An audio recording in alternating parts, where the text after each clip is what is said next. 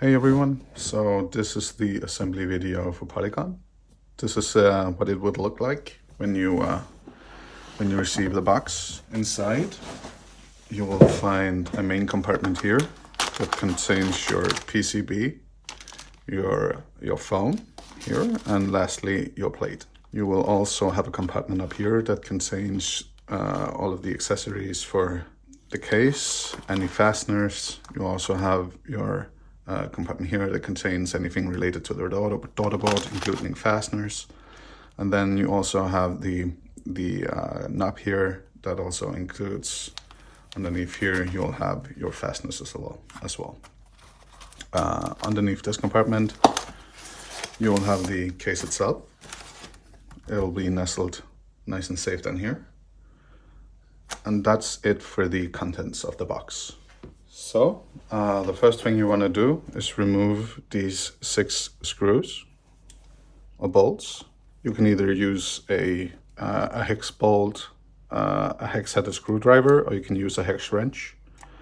I prefer the hex wrench because, yeah, it's a bit more slim.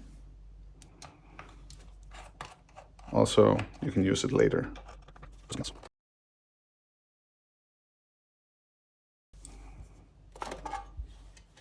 All right. Now we have the top compartment off. This here is the bottom compartment, the one that gives the case the nice slope. We are just going to put that aside for now. We're not going to use it yet. We are going to just empty these 6 screws out of here and put them somewhere where we know they are. I don't have a tray, so I just use the table. All right, you have 6 more screws here that holds the middle and the top pieces together. Get those 6 out as well.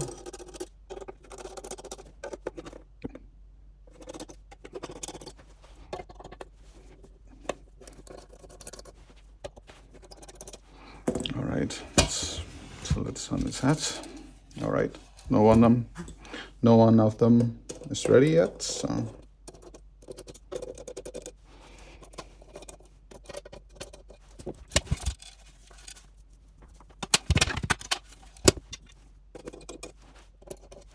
It can be a bit finicky, but they will come out. So what you want to do is just set the top here aside, up here, and then just focus on the bottom compartment to begin with. So the next step is to insert the 4 dowel pins that I've included. There's 6 here, 2 for spares. You want to insert them into these 4 holes. They can be quite tight, but that's okay. They will fit. So that's what I'm gonna do now. In this case, they are kind of loose, but that's tolerances. They do vary from production to production, and yeah, that's just the nature of it. All right, so the next thing you want to do is grab these plastic bearings from one of the bags in the case compartment, and you want to install them into the plate. You can see I've already installed 2 here. So you just take them and press them into the hole. It's a bit hard with a pair of gloves on, but see.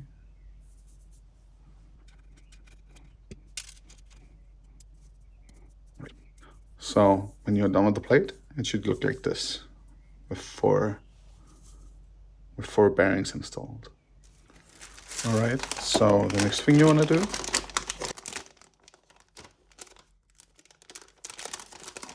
is take out the PCB here.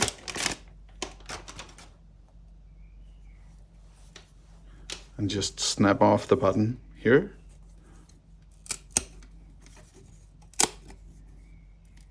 Just like that. then peel off these little stickers that protect the standoffs.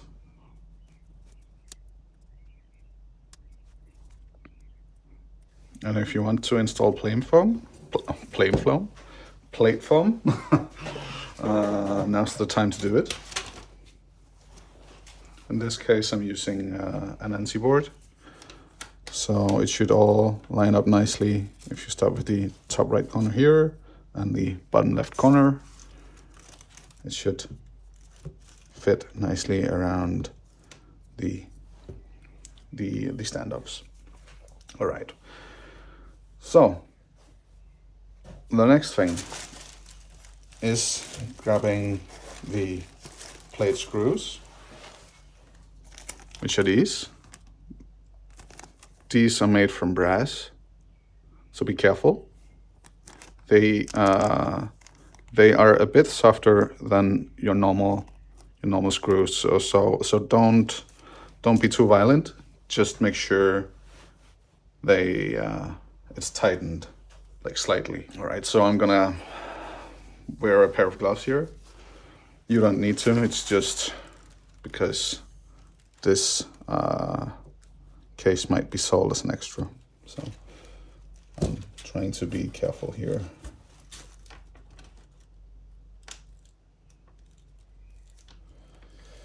All right, so now that these two line up, you can grab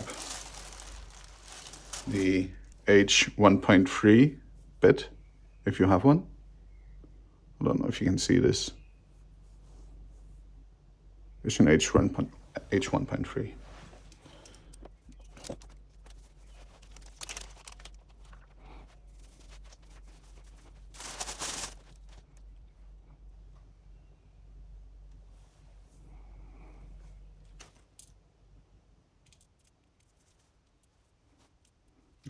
This is kind of difficult with a pair of gloves on, but you should have an easier time. So I barely put any pressure when tightening this screw. Just make sure it's screwed in properly.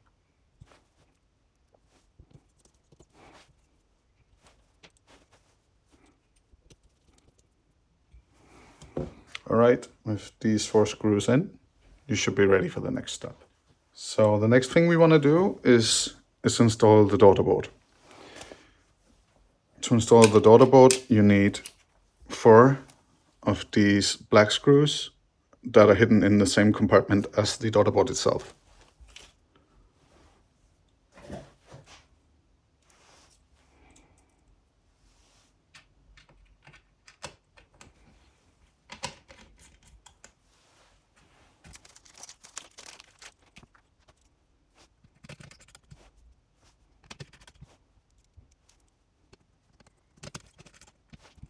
Next, we want to connect the daughterboard and the PCB. So we grab the PCB here, do like so.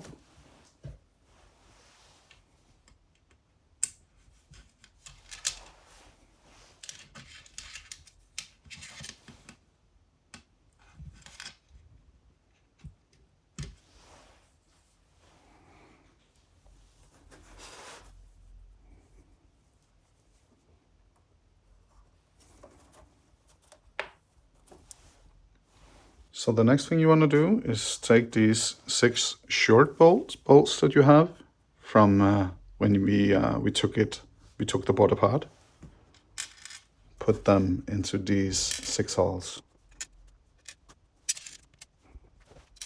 The next step is to install the PCB and plate assembly into the middle piece here. So you take your assembly here and align these 4 holes with the dowel pins you inserted as one of the first things.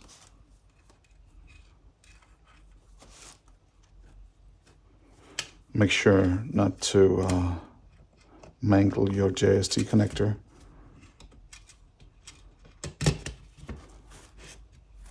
with the plate and PCB assembly installed, you can go ahead and grab your top piece here, fit it down onto the remainder here.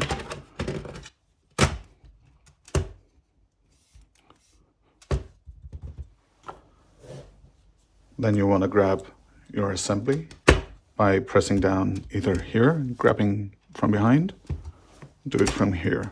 I prefer to do it from behind, turn it over like this, grab one screw here, make sure to have the right bit installed beforehand, and then just screw it in. Same thing for the bottom left. Now the middle piece stays inside the top piece, and then you just screw in the remaining corners.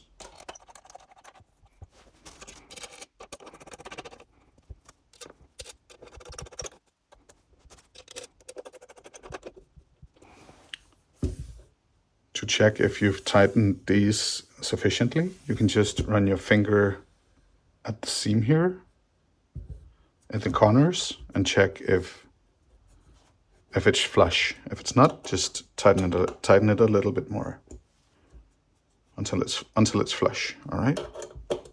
Same thing goes for this one. Flush.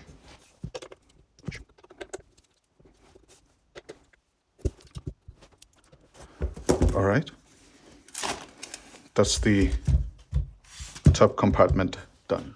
Your next step is to take the top compartment, put it away, grab your bottom compartment here, and check whether or not your weight is properly attached. You can hear this is a little bit loose.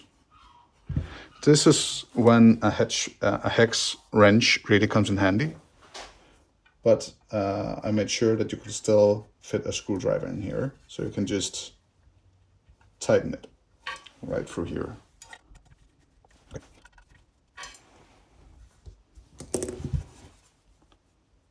No more sand. All right, so grab your top compartment, put it onto the base, grab your screwdriver and locate the 6 screws. They are indicated by the by these squares around here. The engravings, that's what they're called.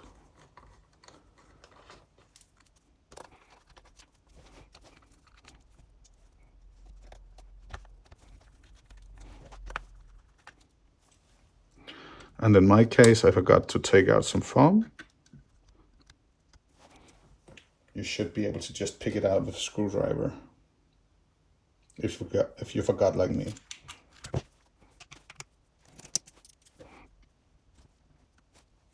Like so. And then just tighten this one as well. Next, we want to install the knob. And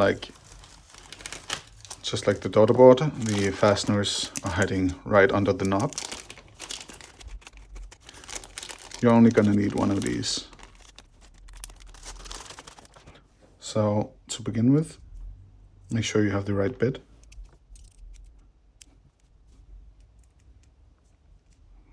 In this case, it's an H1.5. You can't really see, but it's an H1.5. Just screw it in slightly here.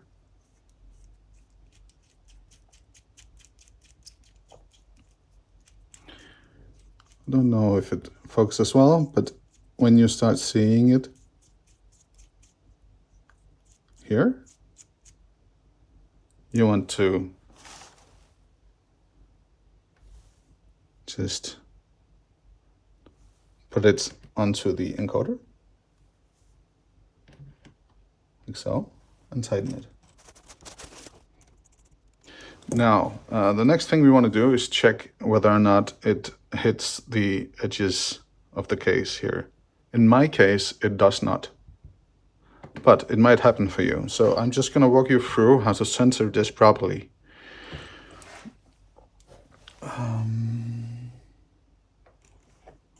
So if you're in that case, you want to grab the same bit you used for the small brass screws here. Loosen them just slightly, not much, just enough for them for you to be able to move the PCB backwards and forwards using the encoder. So what you want to do is smooth it up and not down. Here you can see the whole PCB is moving. So what you want to do is make sure this is centered properly. I'll see if I can zoom for you. Yeah, you want to make sure that the encoder here is centered properly in this hole. When it is, just tighten this to make sure it stays in place, like so. Same thing goes for the rest of the PCBs. Plate screws.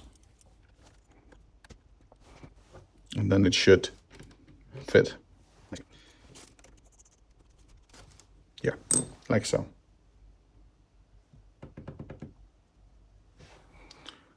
All right, you've now assembled Polygon. In my case, I still need to put on some switches, some keycaps, but have fun.